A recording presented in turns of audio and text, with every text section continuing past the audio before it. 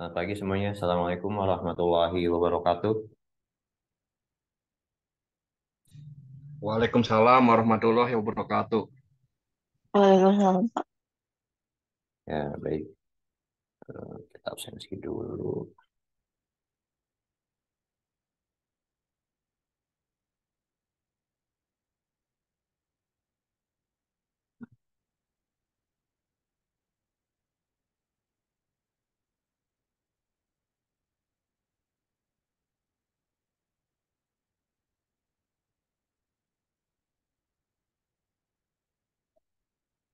Materi masih melanjutkan yang kemarin.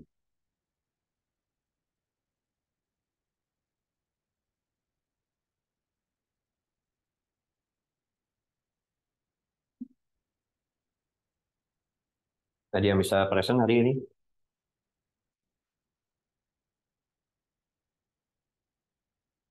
So, Insya Allah saya bisa, Pak. Saya mau oh, nyoba.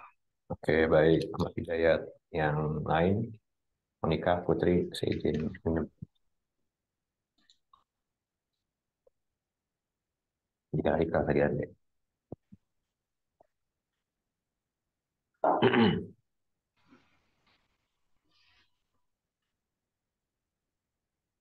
Saya agak jadi pilok. Barangkali saya mulai aja sekarang, Pak. Oke, boleh deh. Sambil ini boleh. Kita Sambil nunggu yang lain, saya mohon izin untuk share screen, Pak.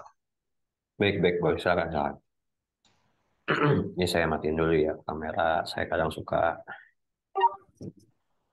suka apa namanya suka lemot. Mungkin lemotnya pas lagi di kampus sih biasanya.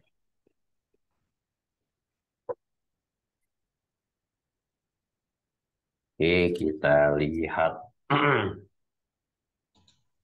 yang lain cepat-cepat menyusul. Apa aja? Saya nggak minta kalian buat perfect ya.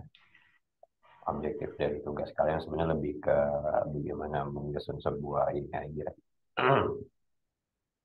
Buat jurnal. Baik, Pak. Layar Ya, saya sudah terlihat ya, Pak ya?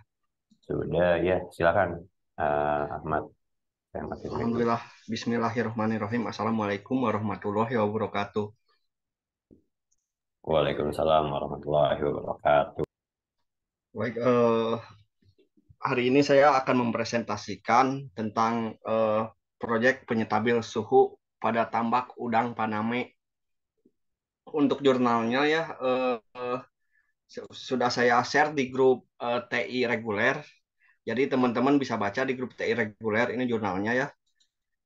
Saya mau membawakan presentasinya lewat PowerPoint untuk mudah dipahami dari visualisasinya. Kita mulai dengan Lithophanaeus paname.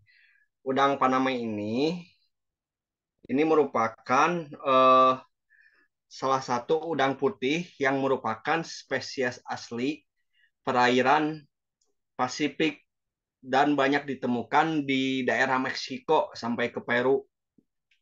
Udang ini dibudidayakan di Asia dari tahun 1996 di Taiwan, kemudian menjalar ke daerah Cina, Myanmar, dan Indonesia. Kemudian sejumlah beberapa negara di Asia menyusul mulai membudidayakan udang Paname ini. Nah, udang ini memiliki beberapa keunggulan dibandingkan dengan spesies lainnya. Antara lain,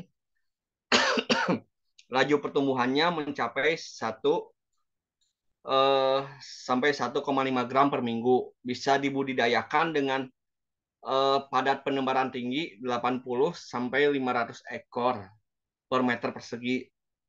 Kemudian toleran terhadap salinitas 0,5 sampai 45%. Kebutuhan protein pakan lebih rendah 20 sampai 30% dibandingkan spesies udang lain. Kemudian FCR lebih rendah, ukuran panen seragam dan jumlah yang undersize rendah. Nah, ceritanya dimulai di sini ya. Waktu itu kami mengadakan kunjungan ke beberapa tambak udang di daerah Indramayu.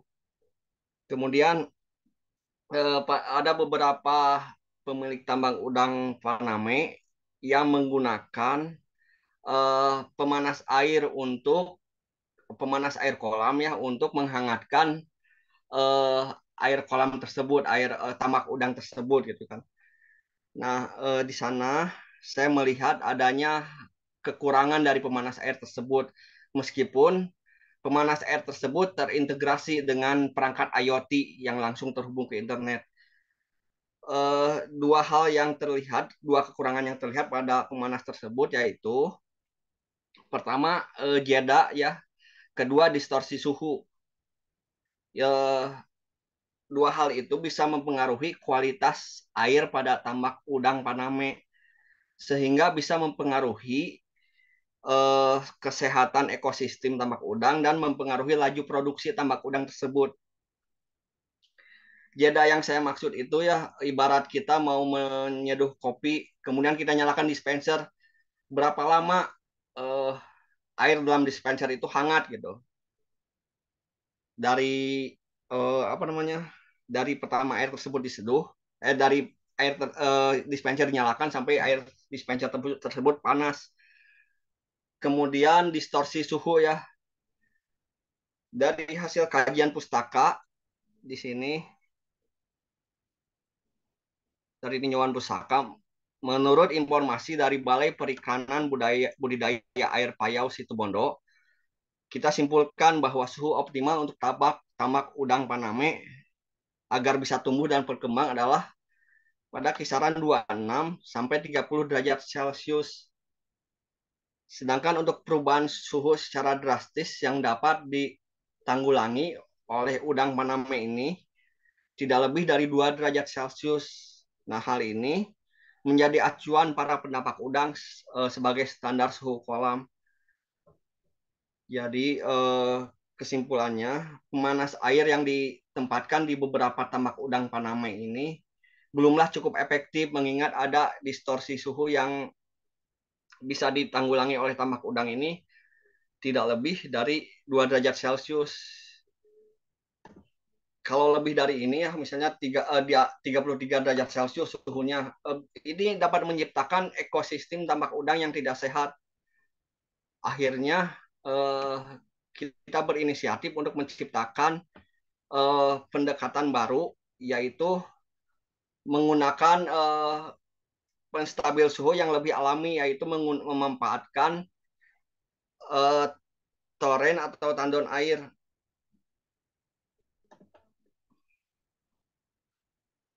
Ini sebentar ya.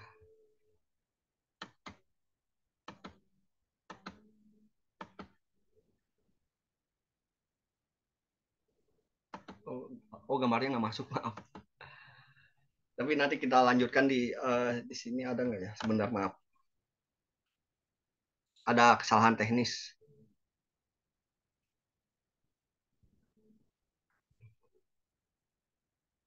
Nah di sini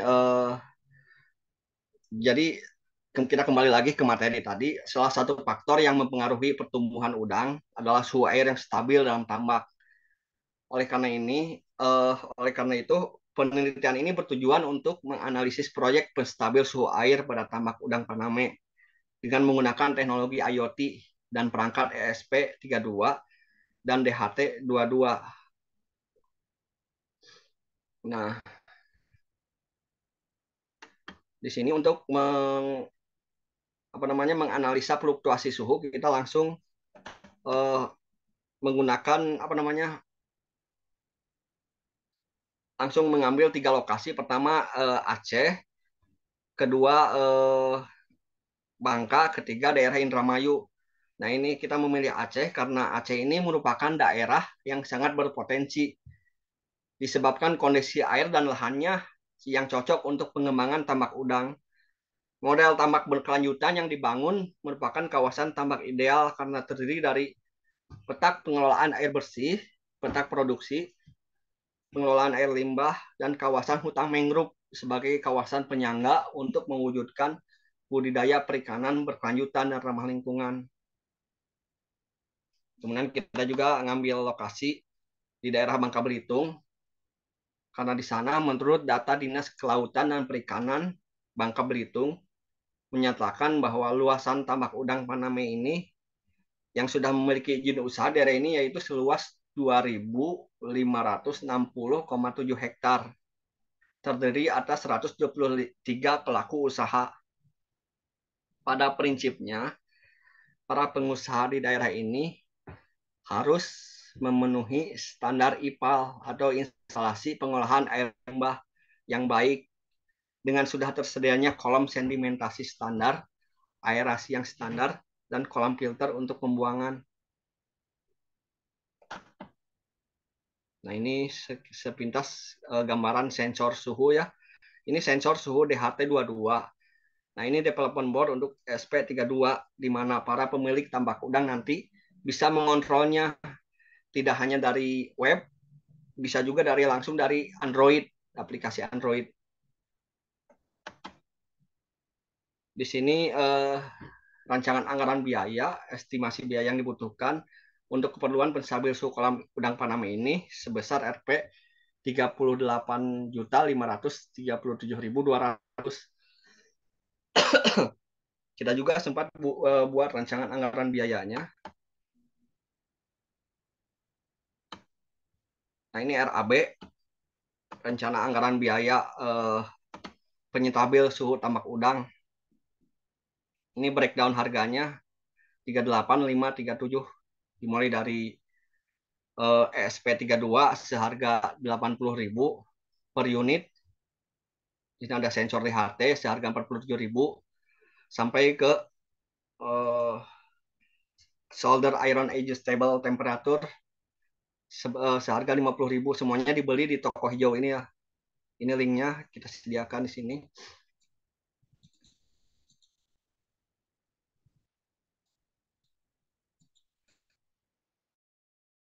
Kemudian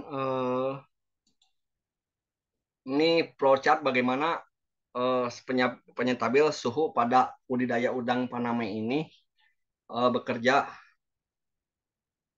Nah, di sini ya, saya zoom dulu sebentar.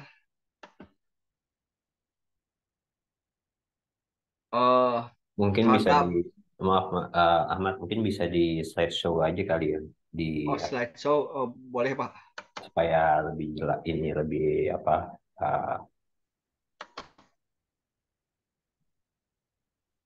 Nah, ini ya SP32 ini sebagai boardnya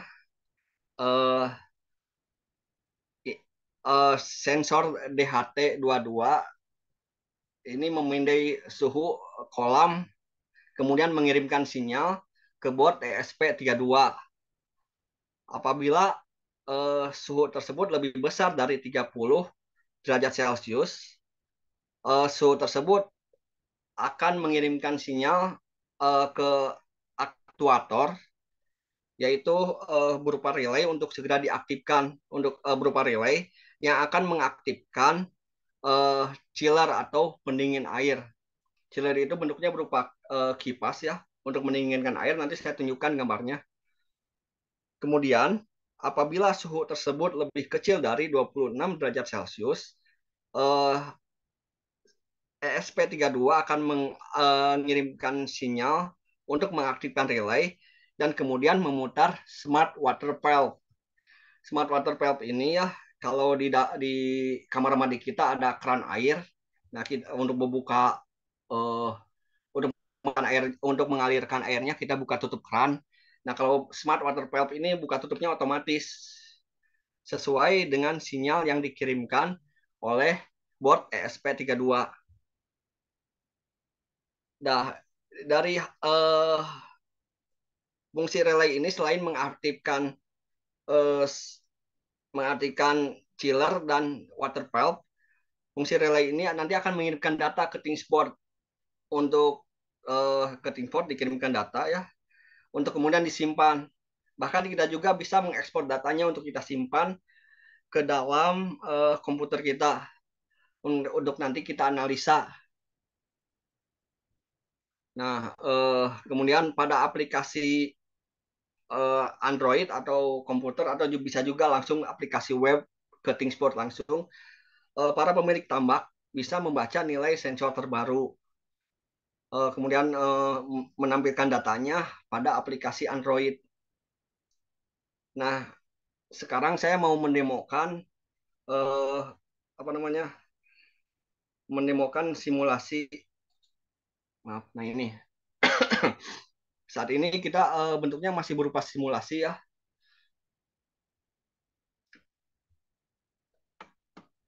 Saya tunjukkan langsung di nah ini. Saya coba nyalain.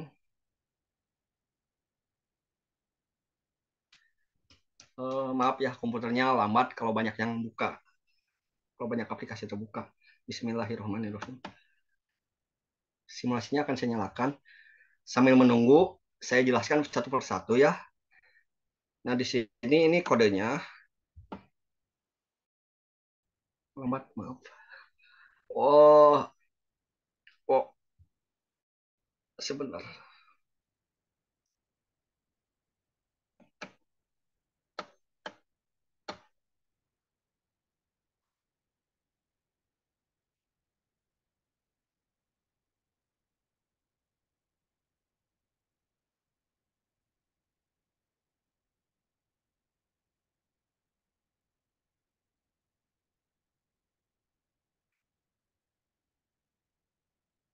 Maaf ya, lambat.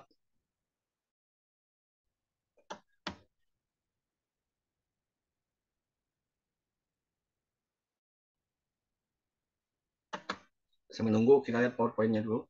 Nah, ini keadaan suhu air tambak di mana lampu merah ini, jika suhunya lebih besar dari 30 derajat Celcius, itu indikator bahwa suhu tambak sedang tinggi. Nanti saat suhu tambak tinggi, nanti lampu ini akan mengirimkan sinyal ke, nah ini relay KSE2 KS2EMDC5 untuk menyalakan water valve smart water valve atau keran air otomatis kalau dalam bahasa kerennya keran air otomatis yang nantinya akan mengalirkan air dari toren menuju ke tambak. Oh, sebentar ya, saya cek dulu.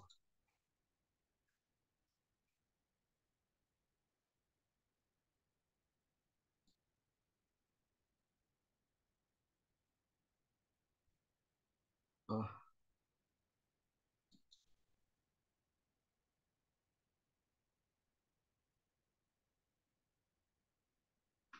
ini udah mulai jalan. Maklum ini banyak yang terbuka ya, Zoom, kemudian ini laptopnya laptop lama tahun 2013, jadi lambat.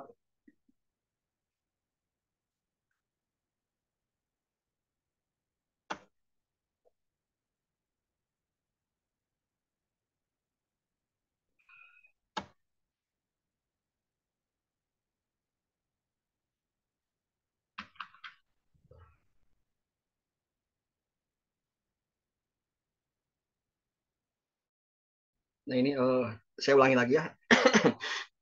Kalau misalnya suhu tambak data temperatur lebih kecil sama dengan 30 derajat, ini sesuai kodenya itu berarti suhu tambak normal.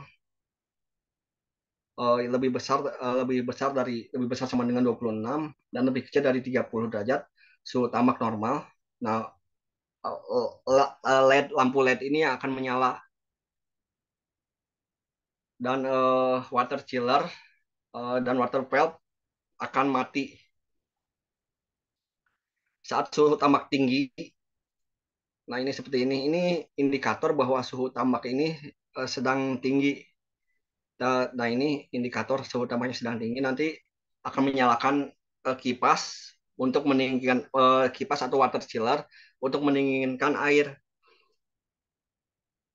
Nah, misalnya ya suhu tambaknya itu akan kita turunkan suhunya menjadi 31 minus 31,2 derajat Celcius. Kita lihat hasilnya.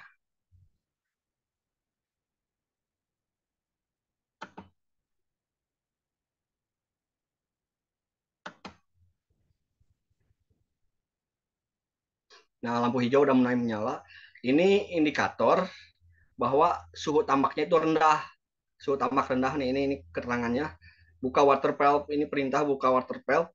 Lampu biru ini indikator yang nantinya akan mengirimkan sinyal ke water valve atau keran air otomatis untuk mengalirkan air dari toren ke kolam. Nah, penurunan suhu ini biasanya terjadi pada malam hari. Nah, kita coba suhunya itu distabilkan dari 26 antara 26 derajat sampai 30 derajat. Ini yang menjadi suhu tambak ideal.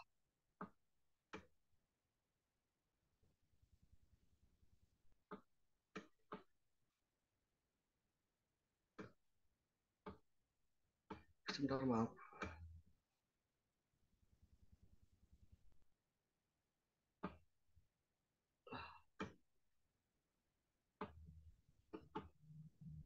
Sebentar ya, maaf agak sulit gesernya.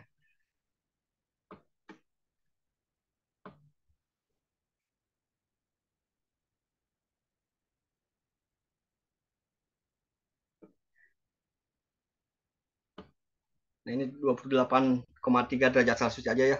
Ini masih berupa suhu tambak ideal. Nah, ini kita tunggu ada jeda ya. Jeda masalah koneksi internet. Nah, ini kuning. Kuning artinya ini suhu tambaknya ideal. Jadi saat indikator lampu berwarna kuning, maka water chiller akan padam. Kemudian eh, smart water valve juga akan padam. Nah, jadi kurang lebih seperti ini simulasinya ya. Saya akan matikan ya ininya internetnya.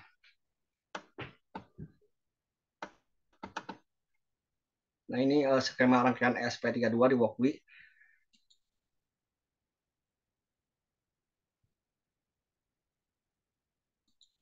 Kemudian untuk data di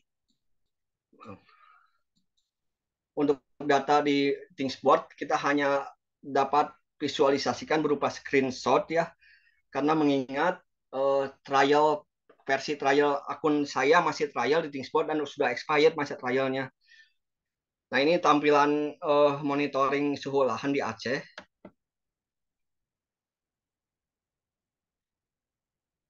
Nah, ini hasil monitoring suhu lahan di Bangka.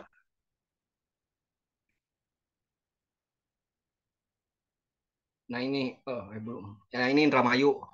Ini udah monitoring suhu lahan tambak udang di Indramayu.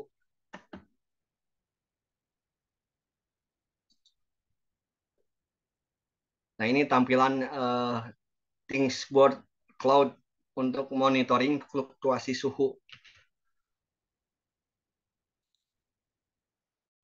Nah,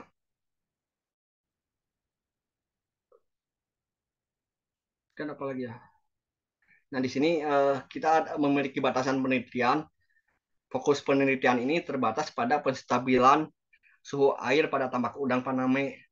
Kemudian penelitian ini tidak membahas faktor-faktor lain yang dapat mempengaruhi pertumbuhan udang seperti kualitas air, makanan udang, dan manajemen tambak udang secara umum.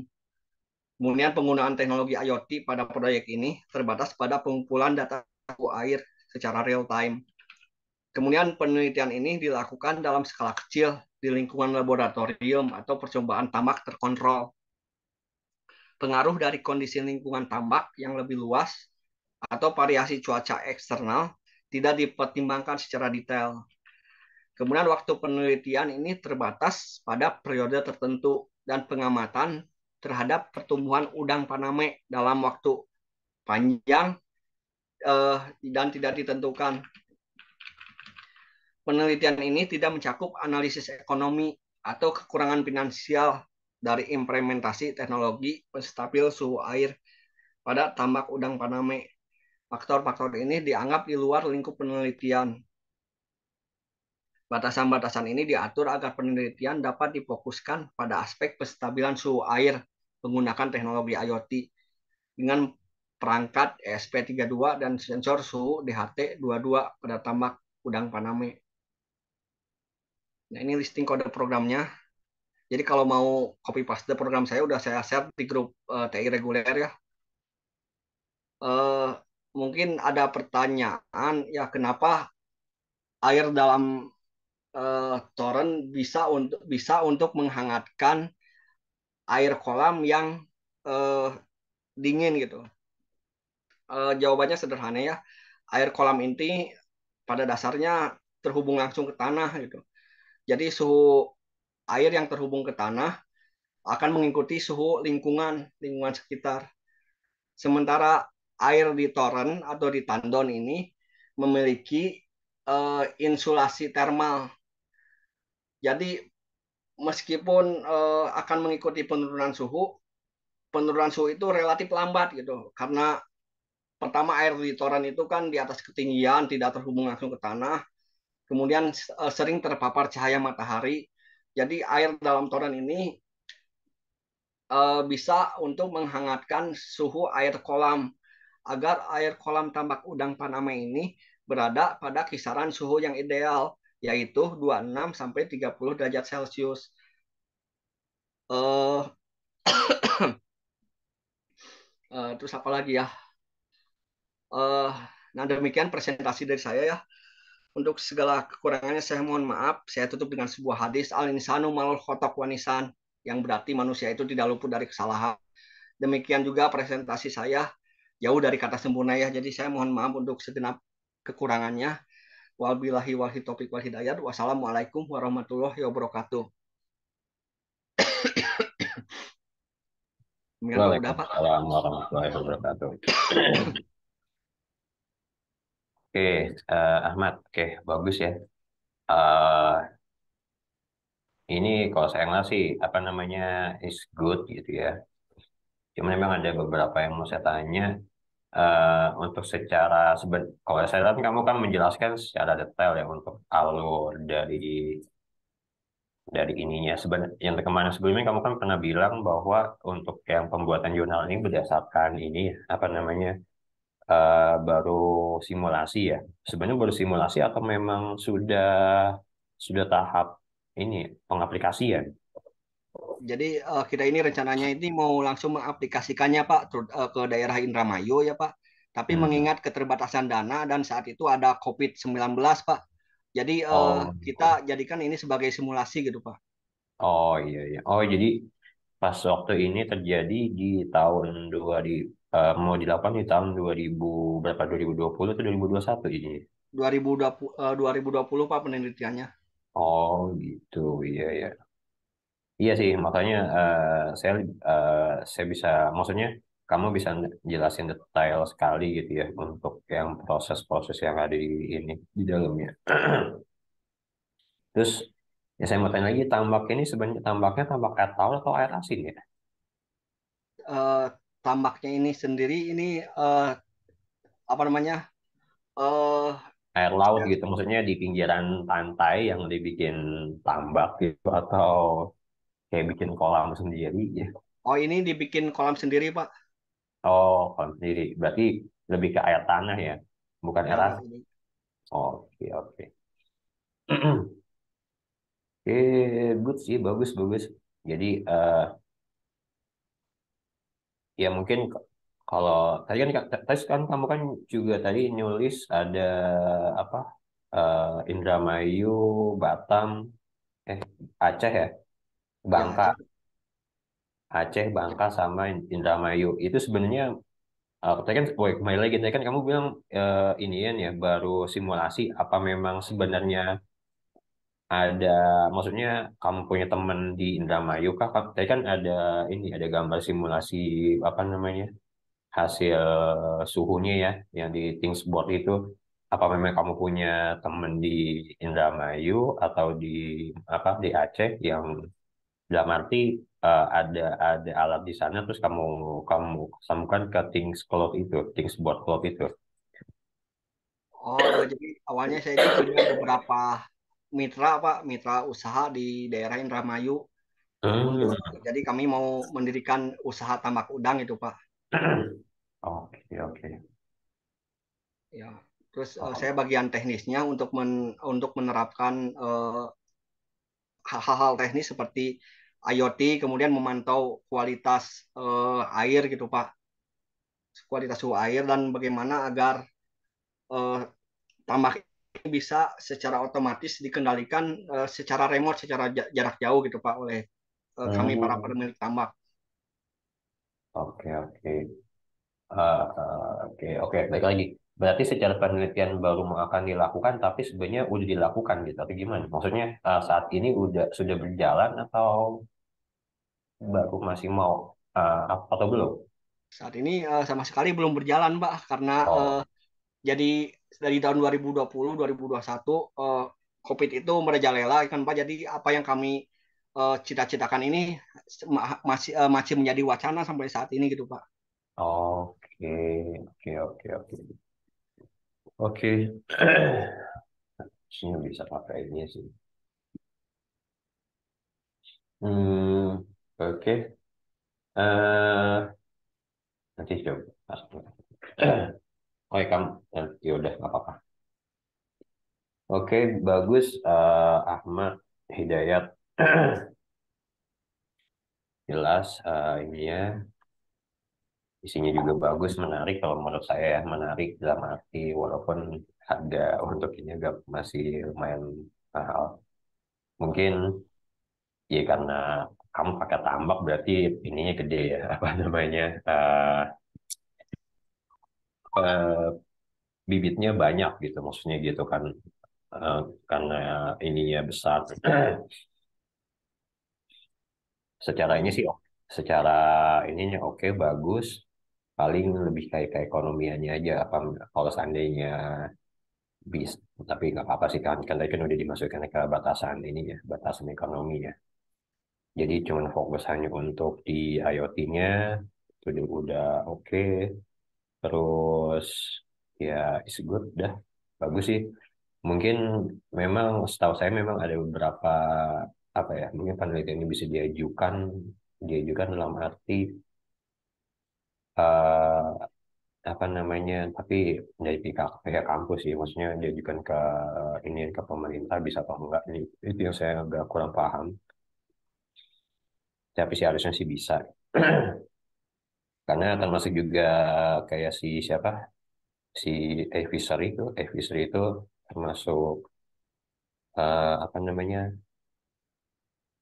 startup yang sebenarnya dia lebih main di IoT dalam apa, budidaya ikan ya, bukan budidaya ikan, terus dia punya alat untuk cara ngasih makannya juga. Itu yang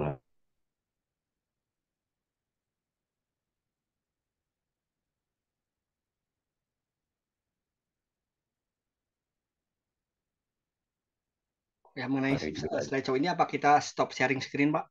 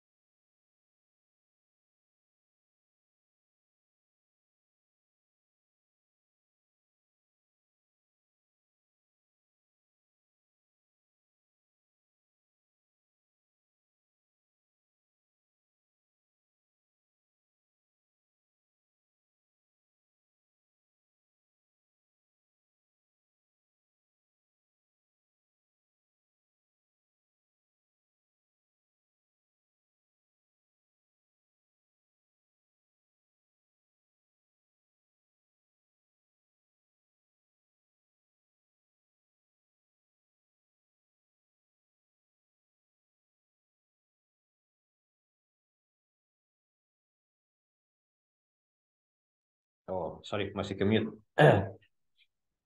Oke, sorry. Jadi mungkin apa namanya untuk penelitian ini mungkin bisa diajukan ya, diajukan. Cuman memang secara prosedurnya saya kurang paham. Nanti bisa tanya ke Kaprodi sih untuk lebih lanjutnya. Bisa nggak sih diajukan supaya bisa apa namanya cool gitu ya, dapat dananya sih seperti itu. Sebenarnya cukup menarik karena kalau mungkin kalian pernah lihat di media sosial ada yang bilang saya pernah di Facebook ada yang nge-share tentang tambak juga.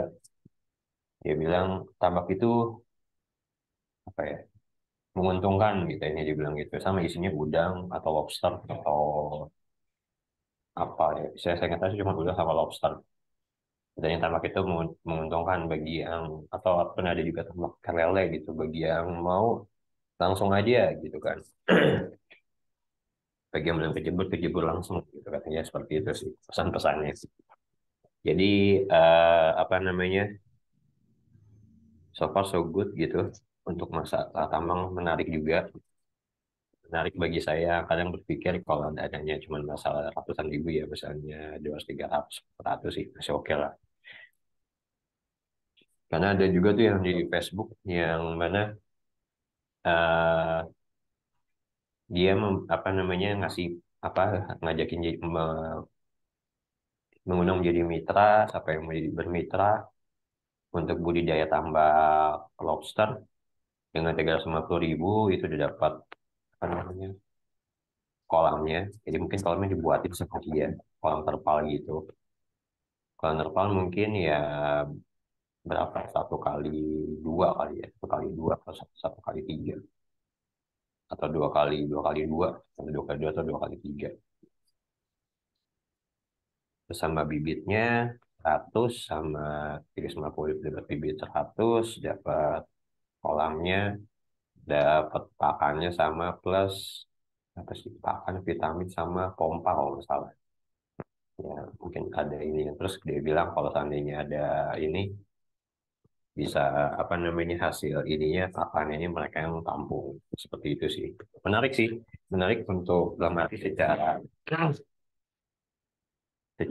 apa namanya secara nilai ekonomi 350.000 bisa dibilang mereka membimbing untuk ininya tinggal dicoba gitu bisa dibilang juga menarik juga karena bagi yang ingin mencoba usaha tapi bukan usaha dalam arti yang untuk memenuhi kebutuhan sehari-hari langsung gitu ya bisa dibilang mungkin orang yang udah kerja ataupun mahasiswa yang ingin mencoba sesuatu yang belum pernah dicoba sih.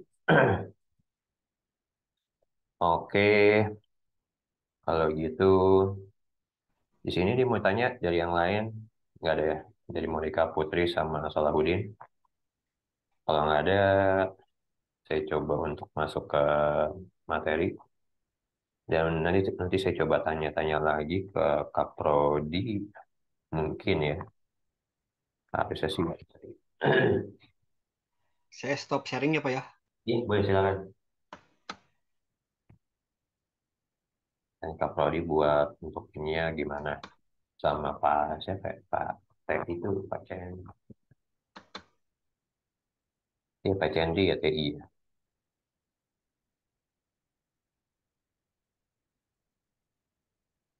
Oke, baik kita akan masuk ke materi dulu sebentar.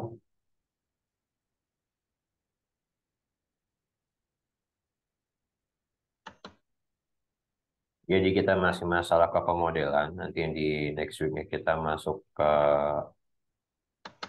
studi case. Yang kalau tadi kalian lihat di apa namanya case-nya punya Ahmad adalah pakai di FD. Ya standar sih, cuman ini kan kita pakai masih UML.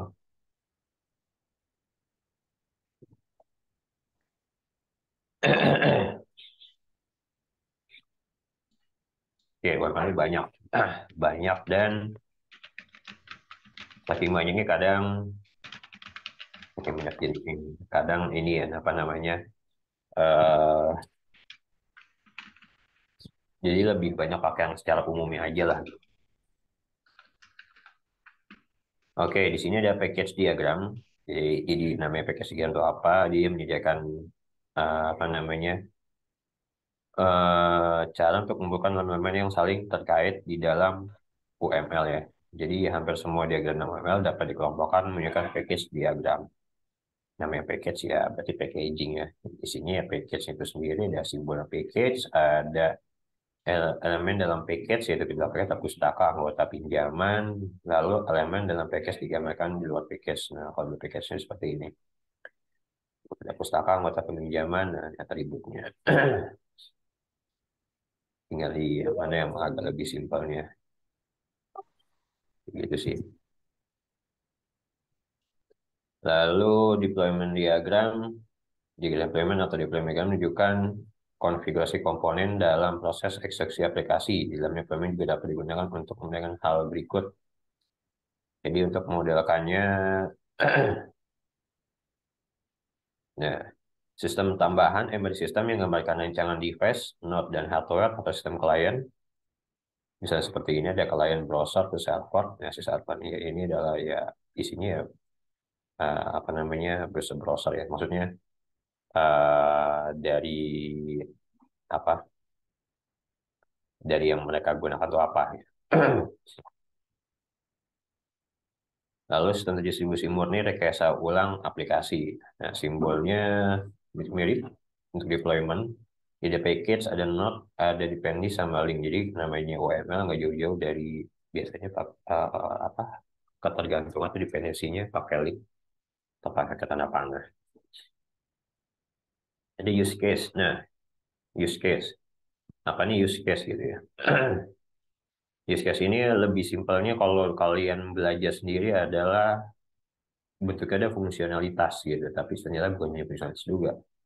Use case merupakan pemenuhan untuk kelakuan behavior system, informasi yang akan dibuat. Di mana use case juga mendeskripsikan sebuah interaksi antara satu atau lebih aktor di dalam sistem informasi yang akan dibuat. Jadi secara kasar, use case digunakan untuk mengetahui fungsi apa sih di dalam sebuah sistem informasi dan apa saja yang berhak menggunakan fungsi-fungsi tersebut. Nah, biasanya dia ada aktor, ada bulat-bulatnya itu si fungsionalitasnya sendiri. Nah, biasanya ya kelihatan lah secara ini ya, secara apa namanya gambar. Oh, sistemnya ini yang akses ini ada anggota lah. Kalau misalkan ini ada HR, finance, HR sama finance. Terus misalnya employee lainnya, apa yang biasa gitu ya. IT sebagai adminnya, sysadminnya. Saat nama Pernikahan adalah nama didefinisikan sesimpel mungkin dan dapat dipahami. Ada dua hal membedakan penyelesaian apa yang disebut aktor atau use case. Yang mana si aktor merupakan orang, proses atau sistem lain yang berinteraksi dengan sistem informasi yang akan dibuat di luar sistem informasi yang dibuat itu sendiri. Ini walaupun simbol dari aktor adalah gambar orang, tapi aktor bentuk merupakan orang. Ya bisa orang ataupun iya sesuatu hal yang di luar dari sistem. Justru merupakan fungsionalitas yang disediakan sistem sebagai unit-unit yang saling bertukar pesan uh, antar unit atau aktor. Jadi ya kurang lebih begini. Ini use case-nya, ini aktornya.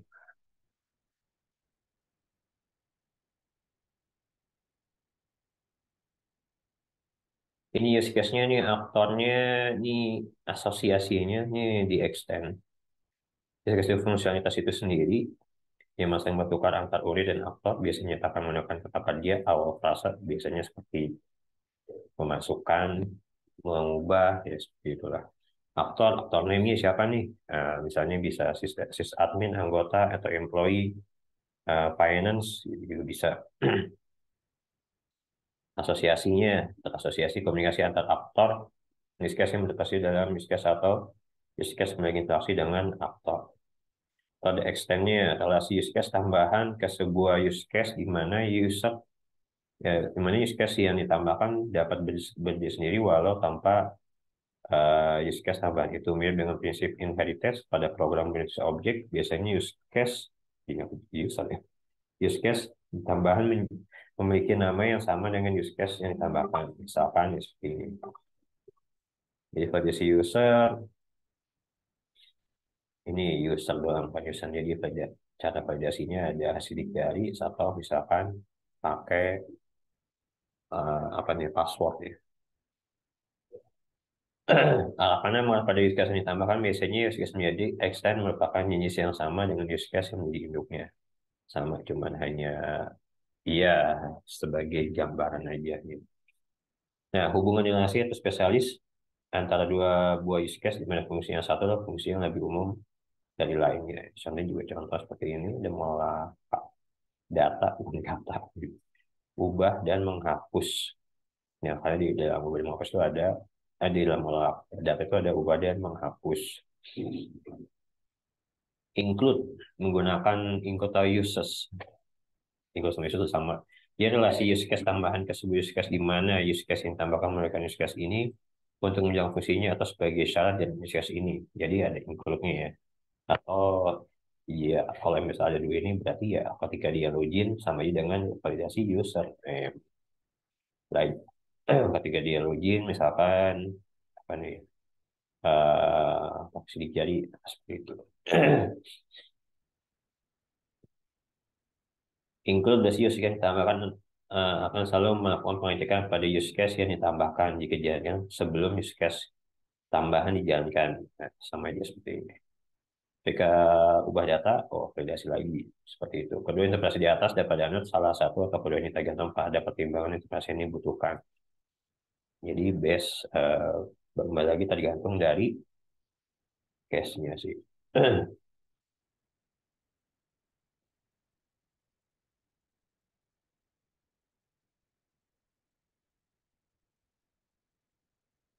Oh, sorry. Oh, ini hilang ya materinya. Hilang karena ini. Apa ya? Karena tadi keputus. Keputus materinya.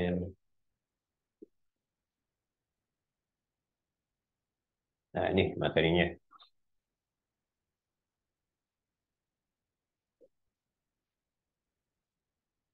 Iya, karena tadi kita cloud si ininya disconnect ya. Materinya saya ini lagi saya lagi. Nah, use case nantinya akan menjadi kelas proses atau diagram kelas sehingga perlu dipertimbangkan penanaman dilakukan apakah sudah layak jadi kelas atau belum. Sesuai dengan aturan penyelesaian kelas yang baik, berikut adalah perubahan use case yang layak menjadi proses sebuah kelas. Nah, ya seperti ini. Apa pada hubungan esensi, maka hanya dapat diambil use case induknya dijadikan kelas dengan metode berupa use case ekstensi. Tadi si username, sidik jari. Nah, kalau misalkan generalisasi, apa namanya mengolah data, berarti prosedurnya ada ubah data dan hapus data. Kalau login, berdiri sendiri. Metodenya mungkin bisa di dalam kelas proses login. Login dan logout. Atau memasukkan pustaka. Di sini kurang tepat karena hanya berdiri sendiri. Berdiri sendiri, baiknya dia ada ininya, apa namanya. Memang ada beberapa use case dibuat gimana ya kalau saya jelasin. Ya, secara teori memang seperti ini gitu ya, harus kalau use case kurang tepat, use case yang kurang tepat sebagai sebuah use case yang berdiri sendiri. Tapi kenyataannya di dalam prakteknya ya banyaknya dilakukan berdiri sendiri gitu. Jadi secara fungsional sebagai apa sih namanya gambaran aja. Nah, nanti baru ketika di ininya beda lagi. Nah, jadi setiap user itu ada skenario normal dan alternatif. Kalau normal ya ya normal biasa. Kalau yang alternatifnya adalah kalau misalnya ada errornya itu seperti apa. Itu untuk use case. Masuk ke activity diagram. Nah, jadi kalau biasanya itu dalam RPL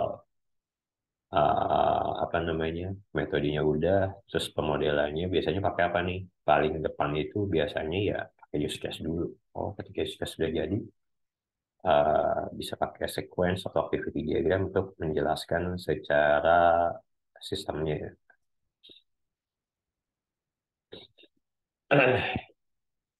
Nah, dengan activity juga banyak digunakan untuk menyelesaikan hal berikut, yaitu dengan proses bisnis, di mana setiap urutan aktivitas digambarkan merupakan proses bisnis itu mendefinisikan Urutan untuk melakukan tampilan dari sistem atau user interface di mana setiap aktivitas di apa namanya eh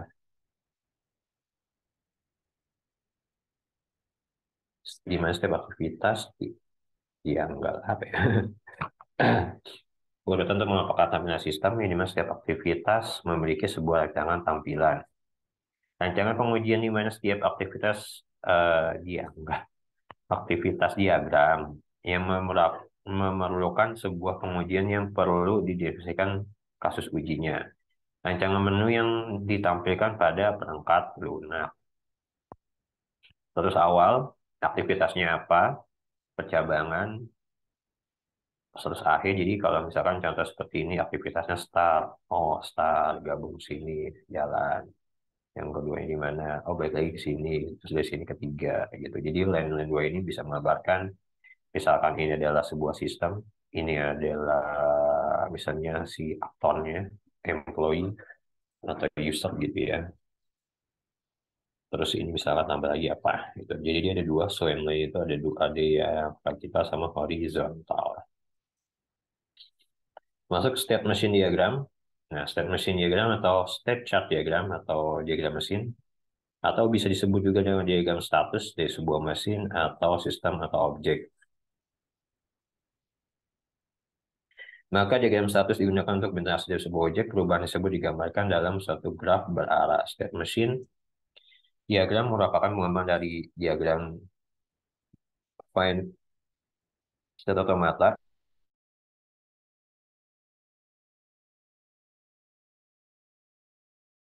Biasanya dijelaskan pada mata kuliah otomata. Nah, kalau mungkin kalian masih ingat seperti ini bentuknya. Satu-satu, iya ada yang ke sini, ada yang ini sebenarnya saya secara gambar dia nggak lurus begini, ya, agak melengkung-melengkung. Cuma saya nggak bisa bikin melengkungnya. Kalau kalian ingat kalian otomata dari sini ke sini, ke sini ke sini, ini ke sini diputar lagi balik ke atas, atas akhir. Mirip-mirip kayak tadi di atas ada start, end, event, ada state-nya, statusnya. Nah, sequence. Nah, sequence merupakan perlakuan objek pada use case yang mendeskripsikan waktu hidup objek dan message yang dikirimkan yang diterima antar objek. Pada dari itu, untuk memberikan diagram sequence, maka aplikasi objek kan terlibat di dalam sebuah use case beserta metode-metode yang dimiliki kelas menjadi objek. Membuat diagram sequence juga dibutuhkan untuk melihat skenario yang ada pada use case. Nah, jadi dari use case, setelah itu baru ke sequence.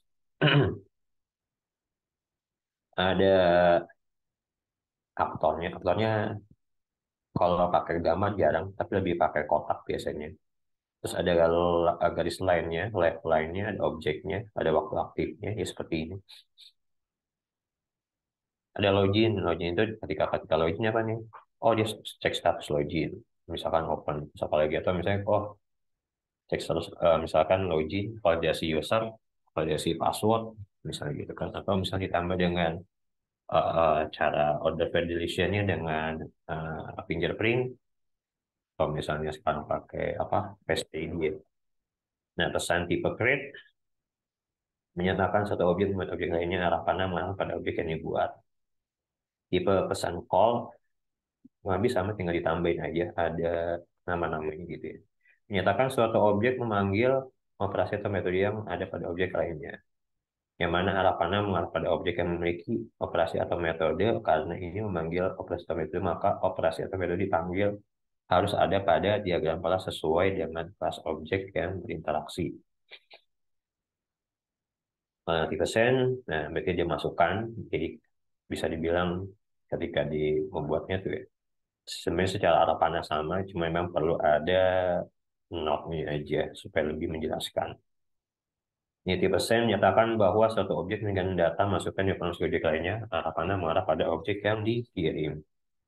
Pesan tipe return menyatakan bahwa suatu objek telah menjalankan suatu operasi atau metode menghasilkan suatu kembali ke objek yang menerima kembalian. Pesan atau destroy menyatakan suatu objek mengalir hidup objek ke yang lain. Arah panah mengarahkan pada objek yang diakhiri, sebaiknya Jika ada create maka ada destroy. Maksudnya ada create ada destroy harus ada n-nya seperti itu. Itu untuk yang sequence. Untuk diagram,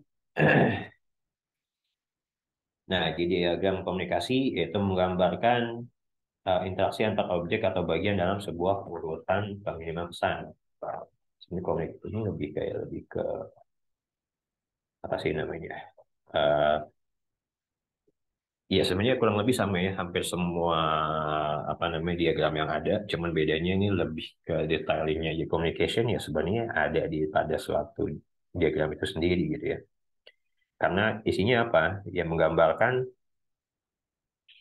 interaksi antar objek bagian dalam sebuah urutan pengiriman pesan. Yang mana diagram komunikasi melakukan message pada kumpulan diagram sekuen menjadi sebuah diagram. Di dalam diagram komunikasi dituliskan adalah, nah jadi itu sebenarnya operasi atau metodenya gitu ya. Yang di itu tuh apa gitu. Jadi ada link, ada pengarahnya, bolak-baliknya sama. Jadi seperti kayak sequence, cuma lebih ke line-line ini aja sih model. Timing diagram. Nah, timing diagram adalah diagram yang fokus pada penggambaran terkait batasan waktu. Timing diagram digunakan untuk melakukan tingkah laku sistem pada tertentu yang biasanya digunakan untuk mendeskripsi operasi alat digital. Karena penggambaran secara visual lebih mudah dipahami daripada dengan kata-kata ini lebih kayak buat apa ya, elektronik lah, listrik ya. Gambar ada yang lakukan satu, satu kalau misalnya on adalah satu, off adalah nol. Jadi ketika dia on semua, sini on, jadi satu juga di sini, light-nya nyala berarti. Interaction overview diagram. Dan overview diagram mirip dengan aktivitas yang berfungsi melawan sekumpulan aktivitas. Diagram ini juga adalah bentuk aktivitas diagram yang setiap titik merepresentasikan dengan interaksi. Interaksi dengan diagram dapat diikuti dengan diagram sequence. Dengan komunikasi, interaction, overview diagram, dan timing diagram. Jadi si interaksi ini, iya tetap aja gitu ya maksudnya. Isinya itu ya ada sekuen, komunikasi, ada overview, sama timing diagram. Nah, untuk notasinya ada apa nih? Ada inisial, bisa start, final, terakhir, decision, match, gabung, port, atau journal. Nah, jadi apa namanya? Kurang lebih seperti ini modelnya. Jadi tambahan pada interaction overview diagram adalah interaction occurrence dan interaction elemen. Jadi ada dua yang terjadi dan yang apa nih elemen. Jadi kejadian interaksi atau interaction occurrence adalah referensi untuk diagram interaksi yang ada. Sebuah interaction occurrence yang ditunjukkan sebagai frame referensi. Jadi seperti ini. SD di atas adalah sequence diagram. Berarti ini sequence diagram. Terus activity-nya apa? Contohnya seperti ini. Ini untuk elemen ya. Nah, untuk elemen, interaksi mirip interaction occurrence perbedaannya adalah di dalam interaction elemen menampilkan isi diagram yang direferensikan secara langsung. Sedangkan interaction occurrence hanya menampilkan nama diagramnya aja yang direferensikan. Ya, kalau lebih detail, masih elemen. Kalau ini hanya, ya udah, mereferensikan ini aja. Oh, dia dari si sequence isinya apa, referensinya activity diagram. Oh, gitu. Kalau misalkan ini, dari si sequence diagram, isinya activity-nya apa? Oh, pertama startnya apa, dijelaskan lebih detail. Setelah itu dia melakukan apa, dan finish. Jadi kalau tanya contohnya gimana nih untuk yang elemen? Oh, elemen di sini dari start mulai ini contohnya adalah penjualan barang, pencarian barang. Jika ditemukan penjualan barangnya, maka jika dijual, maka disimpan datanya. Jika tidak, ya masuk ke penjualan bantal. Gitu. Jika nggak, cari lagi. Seperti itu ya flow-nya. Selesai? Ada yang mau ditanya sampai sini?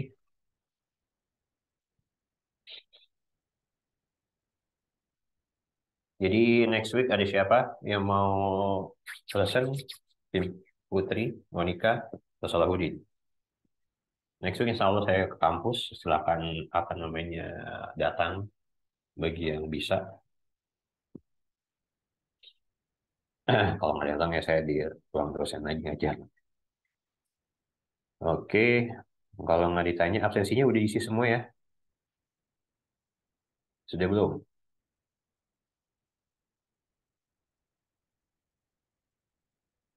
Sudah ya.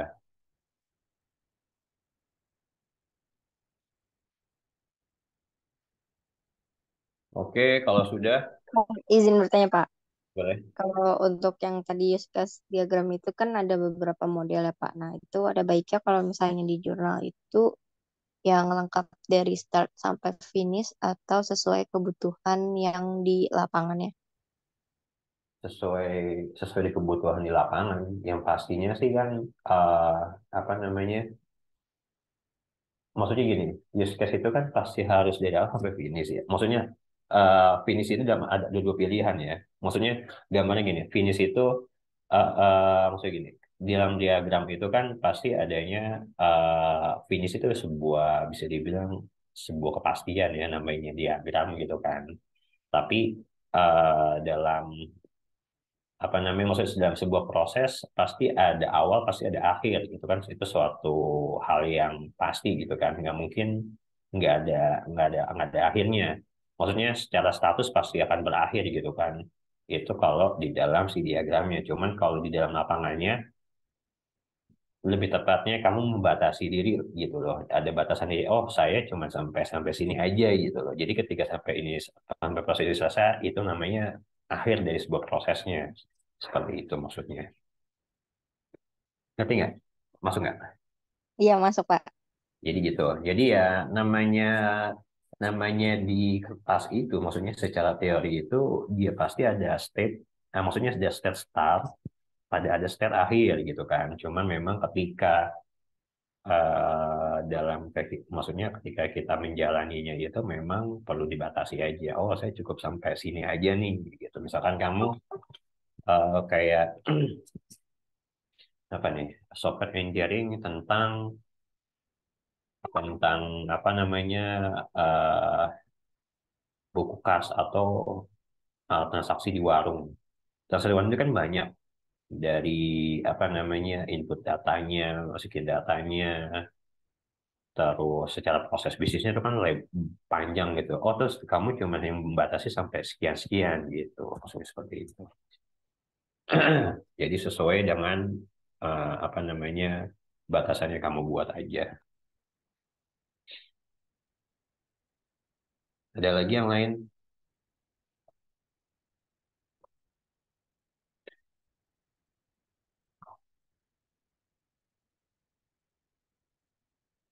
Oke, kalau nggak ada, nggak apa-apa.